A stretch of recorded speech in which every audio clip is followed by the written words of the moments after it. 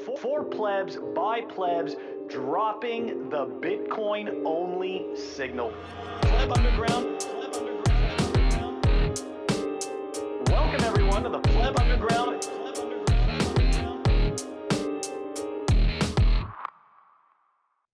Welcome back to the Pleb Underground show. With corn on exchanges, what's the real stock to flow? Rumors ask if FTX sold more or less. Rumors are circling around SBF being lawless. Bitcoin is the only asset that's flawless. Far too many trusted he when they should have been using self-custody. Cast iron or stainless steel, steaks with béarnaise or peppercorn, not mustardy. Bitcoin is certain, but there's one thing that's not. When will these crooks be in custody? Dude, very nice. Very nice.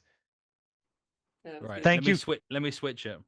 No, that's fine. That's fine. Hey, so welcome back, everyone, to another episode of Pleb Underground. Thank you for joining us. And today we've got very special guest, fellow toxic Bitcoin pleb. We've got Richard Dick Whitman. Richard, thank you very much for joining us on the Pleb Underground. Happy to be here. Thanks Awesome. for having me. Absolutely. Absolutely. I think it's long overdue. Definitely think it's long overdue. Anyways, what we are going to dive into first, as everybody knows, is the numbers. The numbers, of course, brought to us by timechainstats.com. That's timechainstats.com. At the time of this recording, the block height is 763,760. The Bitcoin price, 16,638. Total public lightning capacity, 5,141.83. Oh, the Moscow time, 6010. And the chain rewrite days, 756. That's right. Bitcoin is still incredibly secure. And Walton, those are the numbers. And I honestly feel like it's been like a year since we recorded last week. I genuinely, with the amount, what came out this week? A lot has happened, right? There was one more little set of numbers that I wanted to share with you, and it links back to part of my rhyme referencing like how much did FTX essentially manipulate the market by not having the corn that they were meant to for their customers. And I think it's pronounced Croesus, did a little overview of some of these numbers here. So just quick math here. We've got 330,000 Bitcoin mined per year during this halving era. So in the 210,000 block period, I believe, which is roughly 4 years. FTX had $1.4 billion of Bitcoin on their books, meaning they supposedly should have had 80,000 Bitcoin. Now, what's essentially being revealed is they were then selling that, and Alameda were then trading it on trading the value on shitcoins and all this sort of thing. But they were meant to have this amount of Bitcoin that they didn't have. And so what's the effect of that on the numbers, on the price? Well, if you think about the new supply will essentially have a price suppression effect, right? If there is more for sale, that is a downward pressure on price, or at least a barrier against upward pressure on price. If you have all of this paper Bitcoin being sold, essentially, it means that there isn't the short squeeze that there should be if people are self-custodying, because this Bitcoin isn't actually being bought. It's just paper Bitcoin. And so there isn't that market dynamic that there should be on the fiat exchange rate. Yeah, like there's definitely, like, I don't know how much it's happening, but there is some massive rehypothecating going on. Like if you include the futures markets and you include the other exchanges that were clearly insolvent and did not have the Bitcoin on the books. I call And it like, fractional reserve binanking. yeah, and I think it's happening more than we think, because if all these places, like, you can't, Bitcoin is the only one that you can't print out of thin air. Like, so like FTX was really taking it to a new level with like coins that you can print out of thin air, like with their FTT token and whatnot. Like some are a little harder to get than others. Like the Ethereum Foundation could probably, all the stakers can produce more of it. The stable coins, they can pump those things out. And they could be fractionally reserved. So like, they're all just leveraging the Bitcoin price, but if they overdo it, that creates that contagion in my eyes. And I think it happens a lot. And like, if it were all just based on the spot price, in my opinion, Bitcoin would be through the roof right now. I mean, we'd be well into 6-figure territory. Right. But if we had self-custody, if people were self-custodying, that yeah, who knows what the price was not being influenced by futures and rehypothecation. But that's what enables it, right? If there is a huge balance sitting on exchanges, then that enables all the lending and all that sort of right, very shady behavior as it's been, and fraudulent behavior as it's been shown over the last summer with a few firms blowing up. And I think that's a big reason that like the spot ETF has not been approved. Like, there's no other logical reason for like the SEC to not approve a spot ETF other than they know it will explode the price. Because like, if they like, I tweeted this the other day, like, that you can't, Gary Gensler can't have it both ways. He can't want to protect futures ETF, right, and not the spot one, and claim like but he can't have it both ways. Like, you can either want to protect investors and retail investors, or you won't approve the spot ETF. Because if you don't approve the spot ETF, you're not protecting anybody, and you're creating you're allowing artificial prices. And any financial institution who buys Bitcoin is, can be buying the rehypothecated and can manipulate the price. But if you want to protect retail investors and get them the true value of the Bitcoin that they're buying, and not allow them to be manipulated, rug pulled, and other people rehypothecating Bitcoin with shitcoins, then you don't approve the spot ETF. So like, pick a lane. Like, either you're there to do your job or you aren't. Like, that's the way I look at it. I think they see. Sorry, Phil. I was going to say that I think they see GBTC essentially as the Bitcoin ETF anyway, but it's not, though, because because of the right, it's not a real premium. ETF. I know, yeah, because of the it's premium. An investment trust, right? It's not a unit trust, right? And so like, there's so much buying through the futures ETF, when it first came out, and there's so many of them. But there's other countries that have spot ETFs, and the U.S. doesn't. And that's because we're the dollar, though. We're the dollarized nation. But like, I just don't. I don't understand the thought process of Gensler, claiming, like when he said when he didn't approve it, he claimed that like the spot price can be manipulated. Well, the only way it can be manipulated is downward, like by rehypothecation through futures markets, so like, if you're really trying to protect investors, you would be encouraging the spot price, not the futures. Like, that's what I don't get. And like, somebody should hold his feet to the fire and ask this question to him when they have the chance to, especially when this FTX stuff starts, heading into Washington, D.C., and they start getting these people to testify. Like, I wish a Bitcoiner would be able to, like, maybe just one in Congress, like, would ask them that question. Like, how do you explain that? How do you justify, not the spot, but the future? Because they're getting bribed from Wall Street, because Wall Street can make more fiat money off all of the futures plays than off spot. But if Bitcoin's not for institutions or custodians. But if Wall Street could buy Bitcoin themselves, put it on their book before they launch the spot, and benefit from that, from that price hike as well. It's just like price suppression that enables them to do it on the cheap then. Yeah, I guess. I mean, it's all relative when it comes to Bitcoin, though. Like, I guess it's just a percentage increase. It's really confusing, like, the logic behind some of these things. And like, I wonder if the influence that FTX like FTX was doing tons of lobbying in DC, and I was wondering if like their lobbying had a lot of effect on that as well, like not just the, you know, getting Ethereum listed as a commodity or whatever they were saying, you know.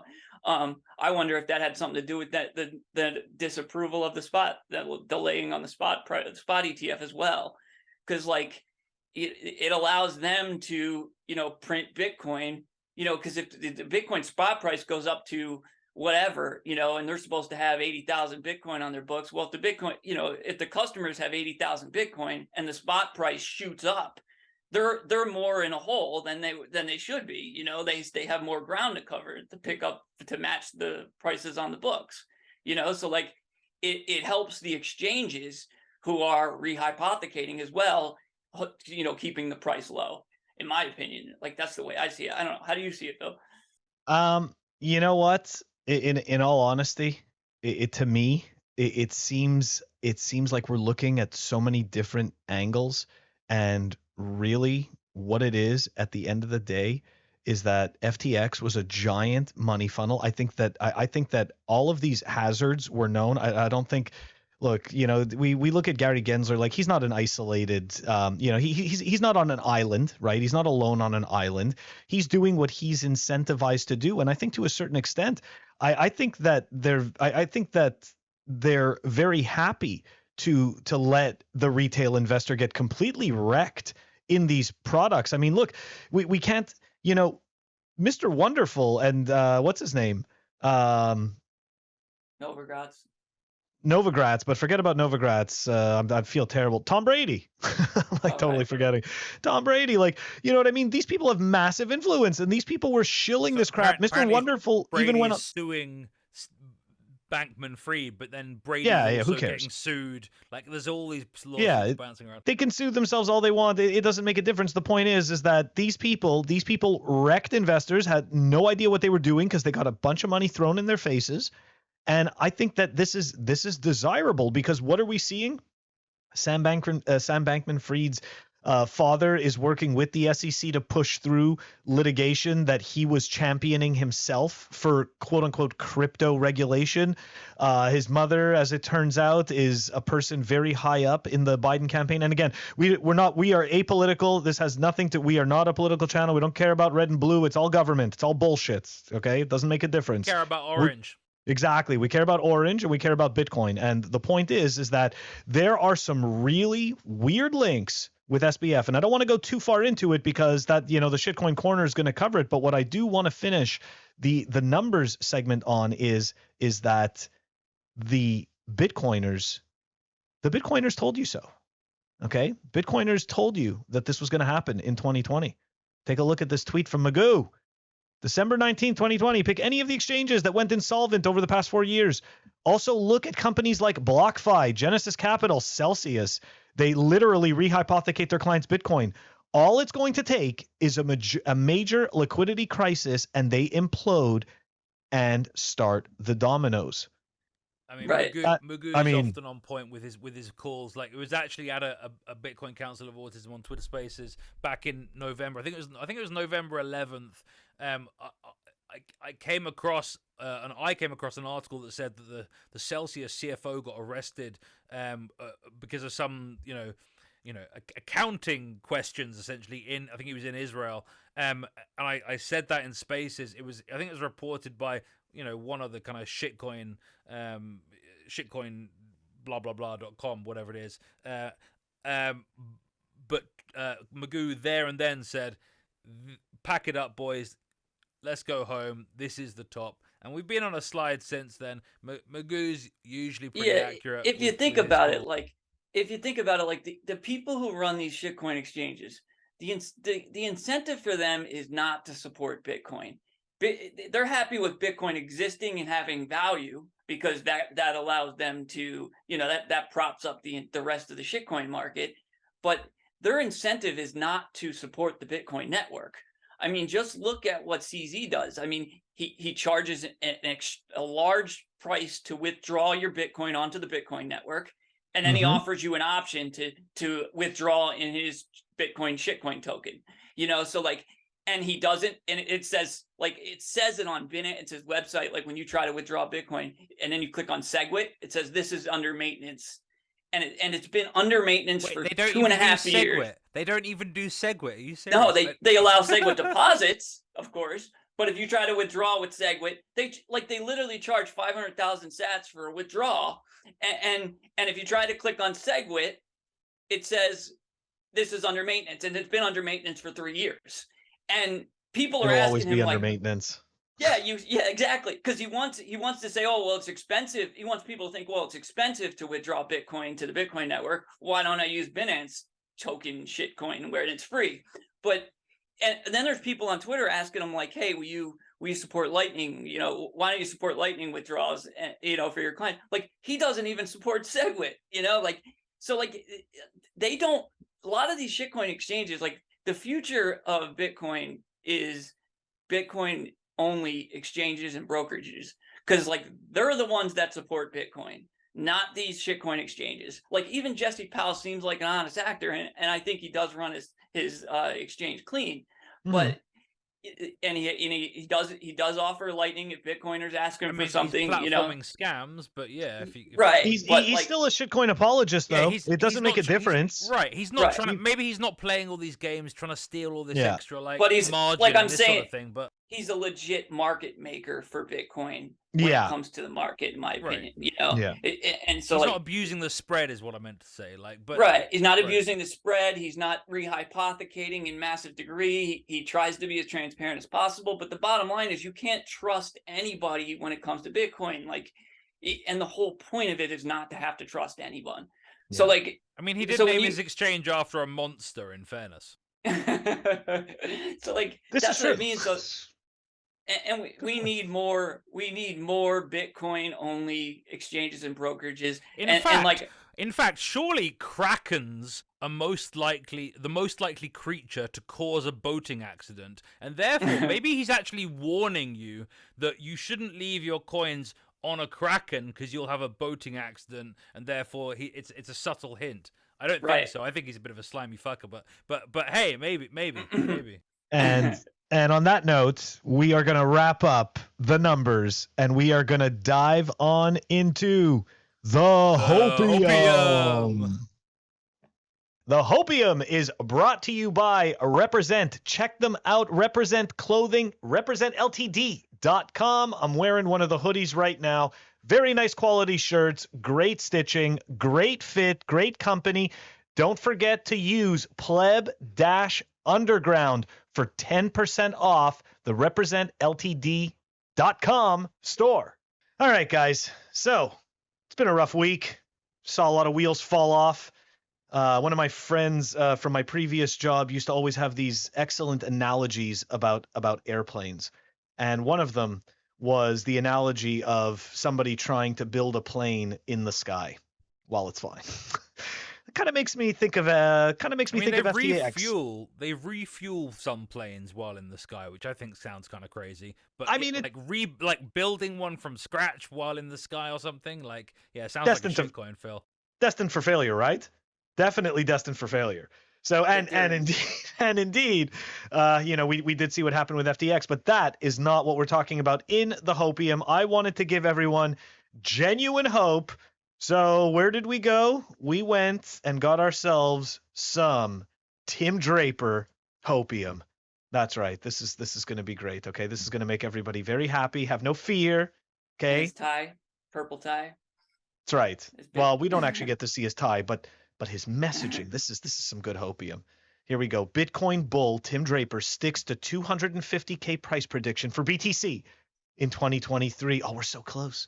So close to that 250K. That'd be nice, but it's not happening. Don't take away my Hopium, Walton.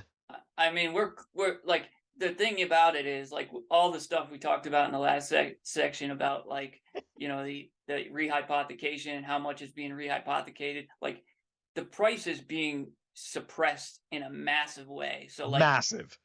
Yeah, these targets, like, Bitcoiners, like, they want everybody to be realistic. That's not going to happen, but, like, it can happen at any time. Like, it just takes a ton of buying, and it takes, like, you get more and more crap washed out, like FTX. Like, it's one of those gradually then suddenly. Like we've seen runs in the past where like Bitcoin ran from $250 to $1,000 like in like 2 weeks. You know, like it goes, and when it goes. A lot of people talk about either what they want or think will happen, or the opposite, because they're trying to convince people to play something because they want to play the opposite trade. Like when I talk about price, I say I think it might be 7 figures in 2030, and between here and then, who knows? In reality, what I'd love it to do is like, you know, I'd love it to go down to like, I don't know, $1,000. I mean, or less. Go there, like go horizontal for 10 years, and then just like shoot up like into the stratosphere. That would be quite nice because I wouldn't mind working for 10 more years. But if you're a boomer, like you probably want it to go up. And how old's Tim Draper? I don't know. Me, I'm guessing retirement he's in age, his 50s or 60s. So sometimes you know, and how bullish was Tina last year? Like sometimes where you are in your life determines kind of, you know, what kind of predictions you make. Some of these young wishful guys, thinking. they make really high time preference, like bullish predictions. Some of these old guys, again, they're hoping to retire sometime soon. What every honest Bitcoiner should want is Bitcoin to beat the rate of asset inflation every year consistently without, you know, massive swings up and down, and do what it's designed to do for everybody. You know, if it was adopted as a dollar cost average savings device for everybody in the world, which it is, and it should be embraced. Real estate. To me, it's about beating real estate, right? Because that's what I mean by asset inflation. Right? Yeah, most of us, like millennials or Gen X, like we look at the housing market and we're like, this has been wrecked because of asset inflation due to central banking, and the boomers essentially now own all this real estate that we can't afford, and you know, Bitcoin maybe is a lifeline towards getting some of that back. So it's no surprise that like boomers who own real estate and shit, like, you know, they literally say, "Oh, Bitcoin's not real." Well, it's real to people that need it. You know, it's real to people that it could serve as a savings vehicle for. Like that's the thing about Bitcoin, what we want it to be embraced as. And, you know, all this other crap gets in the way. These massive price predictions, these, you know, and then like you get people going in the market. Oh, I'm going to gamble. Then I'm going to, you know, I'll just buy a Bitcoin and maybe it'll go to 250,000. Or then somebody else will convince them, well, you know, if you buy this shitcoin, you might get double that, you know, and that's what they do. So like, it's just a matter of educating people on why Bitcoin is different, you know, and like these price predictions are, you know, they're good for getting normies attracted to it, but it gets them in for the wrong reasons. Yeah, absolutely. Well, so here, Phil, let's dive into. I'm sorry. Go ahead. I was going to say, Phil, you got some more comments from Tim. Yeah, no, absolutely. Yeah, let's dive into this article here. Billionaire venture capitalist Tim Draper is convinced that Bitcoin will tap 250K in the first half of 2023, despite the ongoing shitcoin winter. That's right. I don't consider this a Bitcoin bear market. We're sitting over $16,500 and the world's falling apart. Anyways, no change in the price prediction, still 250K by early next year. Sharing his thoughts on the effects of FTX's collapse to Bitcoin, Draper added that the cryptocurrency would always emerge out of chaos since it was decentralized and FTX was not. FTX was centralized, reliant on a single founder, added Draper, referring to Sam Bankman-Fried, the founder and former CEO of FTX. When a currency is centralized, a central bank, for instance, has a single point of failure and can also be manipulated. Although the dramatic fall of FTX has triggered some negative outcomes on crypto prices, on the positive side, it would most likely trigger more decentralization in crypto. I think this fiasco is going to bring on a lot more Bitcoin maximalists. Now, before I continue, I just want to point something out. There is no decentralization in shitcoins. Yeah, exactly. Like that's just total nonsense. What it is going to do, yes, it's going to bring more Bitcoin maximalists, and it's most likely going to bring more innovators to Bitcoin, because that is the real platform that enables freedom. The funny part about this is like somebody was like, the reason this headline appeared is because he went on a news show and some news reporter wanted his take on how the FTX would affect the Bitcoin price. So they were looking for him to say something like, "Oh yeah, it's crushing the market." Yes. So that and they're all asking those like instigating questions right now. Like That's they right. have the Bitcoiners on, and then they try to tie it into crypto and the entire crypto market, and they're saying, "Well, it's hurting confidence, right? What do you think? Do you still have that same price prediction?" Like that's what would happen here. Exactly. All right, so here we're going to wrap it up. The billionaire also emphasized the importance of self-custody. They probably weren't expecting that, noting that he uses Ledger and Coinbase for his coins. All right, at least he has a hardware wallet, but Coinbase, not that I really like Ledger either, but anyways, that's just my take. Neither of them is using my tokens to borrow or invest, which, okay, is true. While crypto Twitter appears to give an unenthusiastic reaction to Draper's predictions, the pundit has successfully predicted prices for Bitcoin in the past. In 2014, when the BTC price was less than $320 a Bitcoin, he correctly predicted that it would pass 10K in 2017. That is some good hopium. And on days like today, after weeks like this week, it's nice to read some kind of high level fluffy kind of BS. And again, I'm not judging Tim Draper, or anything like that. I'm just saying, going back to what you guys were saying, and Richard, what you were saying, like it's a puff piece, right? It's a puff piece. They, Bitcoin's down, the shitcoin world is down, and they figured they would have him on, and he'd have like, it's exactly what you said, these detrimental comments. And look, at the end of the day, that's a good, it's a good message to get people to zoom out and look at the bigger picture. But what people shouldn't do is, make a hero out of him and take him literally. Right. That's the problem that most people do. Right. But you say you're not criticizing him, but there's a little bit of the fact that he should be criticized, because he's also one of the guys that invests in shitcoins, like invested in shit that's like these DeFi and shit like that, which is not decentralized, like that kind of crap. Like so he does deserve some criticism from Bitcoiners, because that doesn't help our cause here, but adding to what you're saying of like adding to all the interviews, because after this FTX thing, like you could see the giddiness in all the media people on TV and at like the Comcast networks, like CNBC, having them on, and they were like, they couldn't wait to have like Jack Mallers on, and and anybody else who was a Bitcoiner, and like how do you think this affects market confidence in this thing? And like you could tell who the Bitcoiners were by their answers and who were the people who were investing in shitcoins. Because like the shitcoiners were all saying, "Oh, this is going to set the market back years," like, and the Bitcoiners like Jack Mallers and Staler went on there and they would be like, "No, this doesn't affect anything. This only highlights how important Bitcoin is," So you could tell who the Bitcoiners were and who the people who are on here just to gamble. Spot on. And to your point, right? Incentives matter. Why am I being told this information? Who stands to benefit from it?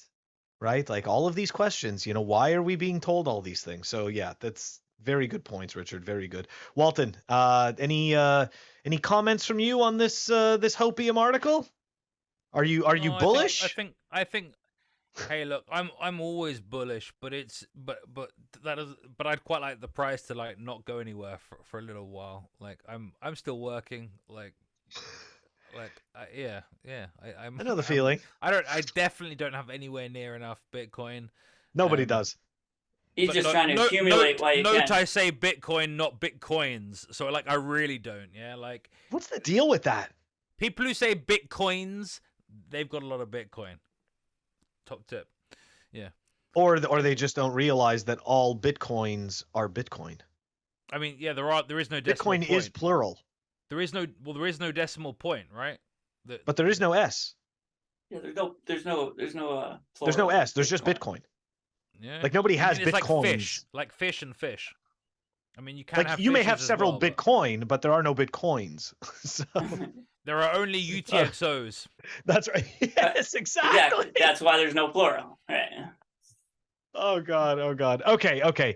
Guys, that wraps up our Hopium segment. We are going to move on over to the Shitcoin Corner. guys, up next we have the Shitcoin Corner presented by CryptoCloaks. CryptoCloaks.com or CryptoCloaks.eu are manufacturers of some awesome Bitcoin goodies. Here you see Phil modeling the Bitcoin honey badger that has a secret compartment in which you can keep your FUD dice or even a signing device. Once again, that's CryptoCloaks.com. Here, the defending BTC.com hodler knot helmet that with 50% of the proceeds going towards the fight against evil. If you use the code PlebUnderground, you get 5% off all the goodies. CryptoCloaks.com. The Shitcoin Corner today, guys, what do we see? Well, shitcoiners, they don't like taking responsibility, do they? So here we see a tweet first, Ethereum devs, leaders, influencers, talking some bullshit, but telling everyone, of course, yeah, you can withdraw your Ethereum in 6 months after the merge. Then it was 6 to 12 months. Now it's 2024. Now the Ethereum Foundation removes all time frames from their website. So continuing on this theme, we now have BlockFi, who are recently going under the staff. They're deleting their page because, we're shitcoiners. We're gonna steal your money. We're gonna be inappropriate with it. We're gonna do whatever the fuck we want, and then we're gonna choose to not be held accountable because we're shitcoiners. What's up, Zach Prince? Next, we have the mainstream media trying to report that not only should Sam be kind of cushioned, that actually he did us a favor. He did the financial system a favor, and of course his buddies over in the New York Times doing a puff piece on Sam Bankman-Fried while doing hit pieces on other exchange owners of exchanges that appear to still be solvent. Guys, shitcoiners and responsibility or lack thereof. Walton, I can't believe you started off with that piece about Ethereum. That's ridiculous. I mean, don't get me wrong. None of us as Bitcoiners are surprised that they removed that timetable for when the withdrawals were going to happen. But I can tell you this. We've been calling that the beacon chain is going to be the biggest rug pull. And so far, they're making us right. Because let's face it, at the end of the day, they never had a plan. Now, see, they're not the only ones who didn't have a plan. There's somebody else who didn't have a plan. And he just got busted. Yeah, it's SBF. SBF had no plan. The rug pull of Beacon Chain will be bigger than Sam Bankman-Fried's rug pull. Right. I posted a meme last week, and it had 3, death killing these guys one after another. It was Dokwon, then it was Sam Bankman-Fried. Up next, Vitalik. I triggered a lot of Ethereum maxis. They don't like that. Stupid. What do they call us? They're like, maxi pads. Wah wah wah. It was very funny. And they're like, it's extortion. He's like holding their money hostage, so like they have to support this shitcoin thing.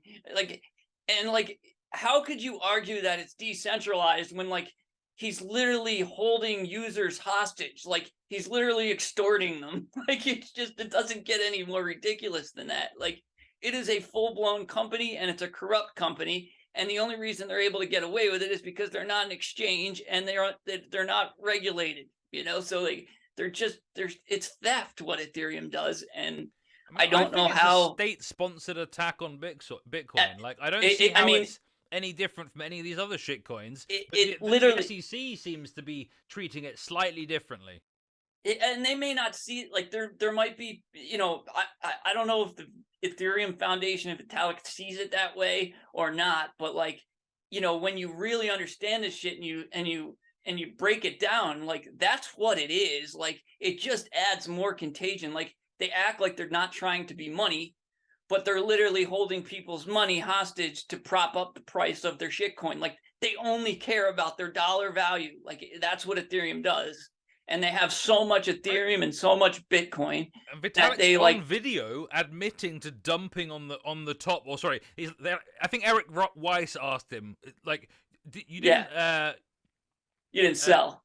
Sorry, Eric Weinstein. Or you didn't short apologies. You didn't short it, did you? Right. And then he says, well, I persuaded the Ethereum Foundation to sell 70,000 Ethereum at the top. Like, and then the reason he said he did it is because who's the ETH Foundation? Oh, sorry, Richard. Go ahead. Sorry, the World Economic Forum. It's literally him, the World Economic Forum, and a KYCAML expert. 3 people. And He has to convince 2 people. The reason he said he did it too was because he didn't think the price warranted what was being built in the market. Like, so where do you determine that price? How do you determine that that's worth $1,200? Like, they literally think they're in charge of the price of Ethereum. Like, it's fucking hilarious. But I actually Stop trading, everyone. Sorry. Yeah. He acted actually like it was an altruistic movement, which Right. I think can be a neat segue to what we're looking at next. Well, and the altruistic move for him right now would be to start unloading his Ethereum for Bitcoin and declare this freaking thing a dead project. I mean, That's what he should do. I think he's been doing that for a while. But his argument was, we can extend the runway, and then that's more funding for so.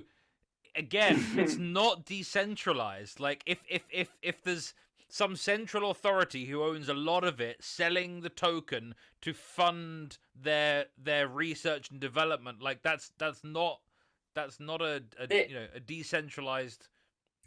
And like, you see the Ethereum people on Twitter, like, they make the arguments like, oh, do you even understand the process for a Ethereum improvement proposal? It's like, yes, Vitalik pays coders to develop this shit, and if he wants it, he says yes. Like, that's the protocol. It's like, there's no other options. Like, nobody else has a say. It's just so embarrassing. Like, and I don't understand how people still buy into this, unless the only people I understand that they support it is because they got their Ethereum held hostage. But anybody else, who doesn't have staked Ethereum, like, that's stuck there, they should run far away from this thing as possible. Like, it's just a scam. Talking of people who are running, I think that neatly segues into my next person. Of course, we're talking about SBF, who I believe is now on the run. Although apparently he's also speaking at a very expensive conference in New York next week. So I don't quite understand. I think that's going to be canceled. Anyway, so what's been going on, right? He starts tweeting 4 days ago.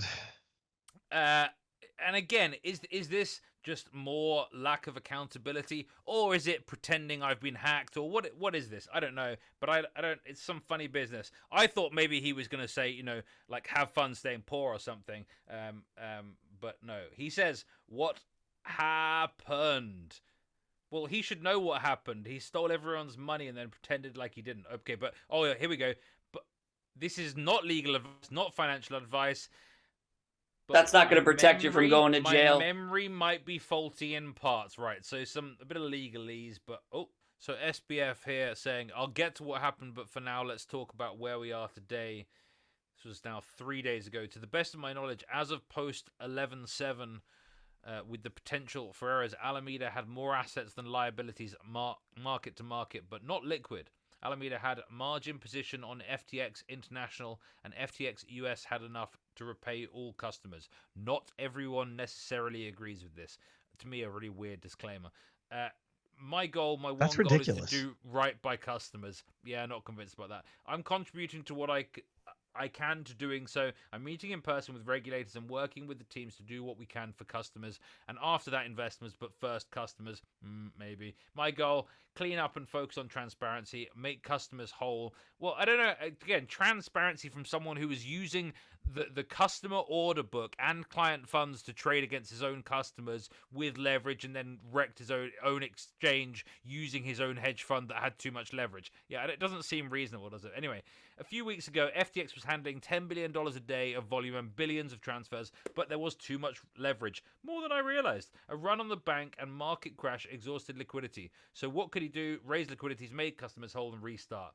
Maybe I'll fail. Maybe I won't get anything more for customers than what's already there. I've certainly failed before. You all know that now all too well. To me, this is just incredibly distasteful. This seems like a joke, right? He's okay. Then he lies about some numbers, a bit more poetry. Truth and beauty. Nonsense. Exactly. Like, we were the darling of Silicon Valley. Well, we know that the Silicon Valley VCs have been playing pump and dump games for 25 years longer, and then of course shitcoins came around, and the VCs in Silicon Valley were able to do pump and dumps better than ever, and SBF helping them with some that's of them. like that's not a compliment, being the darling of Silicon Valley these days.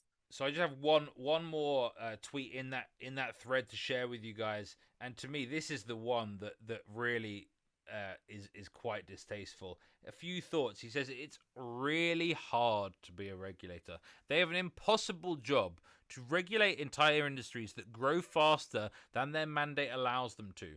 And so often they end up mostly unable to police as well as they ideally would. So basically he's bragging that the people trying to fight his criminal activity aren't able to do it, and he's flexing on them whilst also virtue signaling about the requirements for regulators and kind of, basically cucking to the state on it's not their fault. Like it's not hard to be a regulator. Unbelievable. But he's also getting wrecked by them at the same time. Yeah, it's not hard to be a regulator. It's not hard to regulate this shit. You just call all this other shit. 2006, 2005. This is the same as 15 years ago. It's very simple how to regulate this shit. You call all the other shit illegal securities and committing securities fraud, because that's what it is. And the only reason you will launch a token is so you don't have to disclose to your investors what you're doing. And that's what it is. It is not hard to be a regulator. The fact that he was in Washington, D.C. trying to get tokens and Ethereum labeled as a commodity, it shows that he understands that, and he's lying. Because if they wanted to regulate this shit, that's all they would have to do, is saying all these issued tokens are securities and you're committing securities fraud if you don't disclose X, Y, Z. And then once they have to disclose X, Y, Z, nobody will buy this shit that is any kind of sophisticated investor. But ignoring the law, this is just about telling the truth versus not telling the truth. And yeah, if you're gonna run around lying, then you are being a fraud, and you deserve some comeuppance. Yeah, he's so far removed from the truth and reality that I just think he's this privileged brat that grew up with money, and he never he doesn't understand what any of this stuff is. He doesn't care, and he'll take any angle he can. Like, you get a guy who's going on TV saying, "I want to get as rich as I can," and then give it away. Like, what does that even mean? Like, just it's completely insane. How are you going to get rich? If you're going to get rich, you should be providing something of value to the world. And if you want to give it away, give it away. You don't have to get rich first. It's just yes, it's insane. It's a warped mindset. And Oh, sorry. Continue. No, go ahead. I'm good. I'm done. Oh, I was just gonna say, to your point, right? Like, this person absolutely seems to live in some other dimension of reality. And it's like I was saying to you before, but before we started again on the segment, like, I mean, we literally just went through this person's, involuntarily. Well, I shouldn't say that for the FTX bag holders. That was voluntarily. They went on this trip with him, right? On his learning experience. And that is just completely insane that he views all of the value that and people's wealth that he wiped out in his adventure, He's a criminal. He's a criminal. He's a criminal, and if there was any justice in the world, and if our law enforcement and our laws were designed to protect people, he would be in jail and not being allowed to go on Twitter saying, maybe I'll raise the money back for people. You should go to jail and pay restitution. You have to consider what jurisdiction he's in. And he's in the Bahamas, or at least FTX was registered in the Bahamas. And so I share here an article that apparently the Bahamian government are directing FTX to essentially give them the funds and not allow them to be seized by other entities, maybe from the US. Now I don't know how whether this is true. But there seems to be some funny business going on with regards to essentially raiding what's left from FTX. Yeah, but still, it doesn't. When it comes to criminal liability, it doesn't matter. Like, yeah, I've worked, like I used to work in affiliate marketing and like work with overseas companies. Like, if an overseas company was doing something that's illegal in the United States, and once you enter the United States, you could be arrested. Like, he should be arrested. Like, that's the bottom line. He's a criminal. I don't care where he was doing it. If he was stealing from United States citizens with unlawful fraud, just outright fraud, and like the fact that we're turning this thing into this voyeuristic, like everybody gets to follow it and get influencer followers off of it, like. That's just a shameful, disgusting like character of our culture that we're living in. Like the kid's a criminal. Like that's the bottom line. And like I don't care. Like there's people waiting for a sex tape to come out. Like give me a break. The kid belongs in jail. He committed fraud. Like I don't care about any of that. Like exactly. Why all this noise, right? Why all this noise? And why is the mainstream media, the corporate-owned media, why are they playing along with this? And not only that, they're like, there was an article from Forbes that said like, and they were like attacking the Caroline chick, saying, and then they said it was a new symbol of the alt-right. Yeah. And you're just like, so they're going at her full blown. But there's other, and then there's like puff pieces on him saying like he did the system a favor and all these other things. Like rules for thee. Something's weird about that too. Like they're trying to throw her under the bus and not him. Yeah. I think when it comes to this whole FTX situation, we should probably hear from a highly trusted source in financial news media, the man, of course, Kevin O'Leary. Let's hear from Kevin what he has to say here. First, I have some disclosures here. Okay, number one, I'm a paid spokesperson of FTX. So I've been dealing with their management. I've spoken to Sam last week on Thursday. I also have corporate accounts in FTX. I'm also a shareholder of FTX International and FTX US. Just want to make sure I'm being very transparent on this. We're not finished with the collateral damage. I thought very apt that he's wearing pajamas on his lower half, because that seemed to be very much in the spirit of the whole FTX drama. Emperor has no clothes. Well, and also the fact that Sam and Caroline seem to spend all their time in pajamas on beanbags, up to who knows what. Yeah.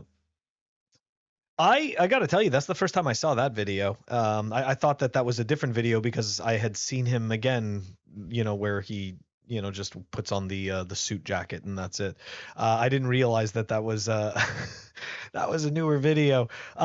But I think he's kind of stating the obvious, and I think that only people who are really, really desperately hoping that what is going on with FTX isn't actually happening, I think only they are hoping that this is the end. But the reality is that, look, this amount of money doesn't come from nowhere. It comes from many businesses. It comes from many people. So we are not done. Unfortunately, I don't think that we're done with the fallout. And Kevin O'Leary, just stating the obvious for everyone. But he's also worse. If I can go ahead. Go on, Richard. Go on. No, you go. Like that Kevin O'Leary's a full-blown grifter. Like there's no 100%. question about it. Like that's all he does. He'll take money from anybody and anything and say anything. Like there is no doubt about that. Like true. This is kind of if there was any doubt about that if there was any doubt about that before then, there isn't now. Like I'm a paid spokesman for FTX. You're a paid spokesman for anything and anybody that'll give you money. Like you're a crook. Like you're just another VC crook, and that's all they are. And like they don't care about anybody. They extract value from anybody. Like this is why Bitcoin exists, to so we don't have to have these grifters extracting value from you. And like all this FTX does is take away the signal of Bitcoin and distract people from what Bitcoin is. And these people are just they're gross and they're shameful, and I don't know how they look themselves in the mirror. It's just disgusting. Yeah. But again, this is back to what I was talking about at the beginning of this section. Shitcoiners, they don't believe in individual responsibility. They don't believe in accountability. And of course, these opaque shitcoin systems enable that, enable the fraud, enable the bribery, enable systems that are benefiting elites at the expense of the many. You don't see these characters in Bitcoin because there is no centralized entity to pay them to push the propaganda. And like you wonder how much like the fallout is only because the other companies were trusting FTX to bail them out when they were hurting. That's right. Like so but you wonder how many of these VCs, like, I hope that Kevin O'Leary lost a ton of money from this.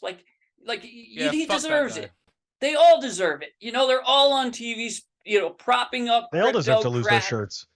Yeah, like Come on, look at A16Z. Yeah, it's kind of beautiful. Like, look at the list of VC companies that were in it. Like, there was just every Sequoia Capital. They were saying Bankman-Fried could be the next trillionaire. Like, none of them had any clue what they were buying into, and they just throw money at anything and everything and see what sticks. I disagree. I'm sorry. They know exactly what they're doing. The VC game is all about finding a story that they can push as a story, and this is all this is. Once again, like this is pump and dump. This time with a founder of a shitcoin exchange that's using lots of leverage. Like this is. But did they get out? Did the VCs get out of? Did the VCs get out? Well, in part, no. It seems right this time. No, they didn't. Not all of them. I don't know, and some of the other names on that list were like Consensus too, Coinbase, and all these companies. Yeah, they'll just throw money at anything and everything, and they create these false narratives. They give people false hope, and all these crypto crap things they're designed to do. That's not Bitcoin, is extract value from people. So you use all these marketing things like Web3, and this is the next big thing. This is the next, and they all think they're buying the next Bitcoin. Like at a certain point, everybody's going to have to realize that it's not. There's no next Bitcoin. There's Bitcoin. That's the bottom line. Right. That's exactly right. Guys. Now that Richard's warned you, let's take a wrap. This was Shitcoin Corner. Nice. Hey, look at that. I love it. He tied the Shitcoin Corner together with a rap that started with the intro. And yes, that is the end of Shitcoin Corner. And before we go, I want to give a shout out to our listeners that are streaming us sats on fountain.fm. That's right. We haven't forgotten about you. Thank you guys so much for streaming us sats. Look, on Breeze. Yeah, that's right. You could stream us sats through Breeze. Don't forget to check us out on our audio-only platforms, Apple Podcasts, Spotify, Anchor. Check us out on PlebUnderground.com. Subscribe. We drop daily articles. Walton hosts the Bitcoin Council of Autism. They do weekly spaces. They're awesome. Check them out. And Richard, thank you so much for being our awesome guest on Pleb Underground. How can the plebs find you? I'm on Twitter. I'm now Ghost of Whitman. That's how you can find me. I mean, I'm not trying to promote myself here. That's okay. Well, just in case, you said some awesome stuff. Some Bitcoiners like your takes. They might want to follow you. Or if people hate you, they know where to come and harass you. Exactly that too. I think I'm on my 6th Twitter account after being banned so many times. So that's where you can find me. I have to say, Stacks has been racking up those accounts this last week, adding a couple more. Yeah, he is. He is. What? Stackosaurus, I think. Yes. Oh, yeah. He's relentless. We will add this to the show notes. And guys, this was our episode. Catch you all next week.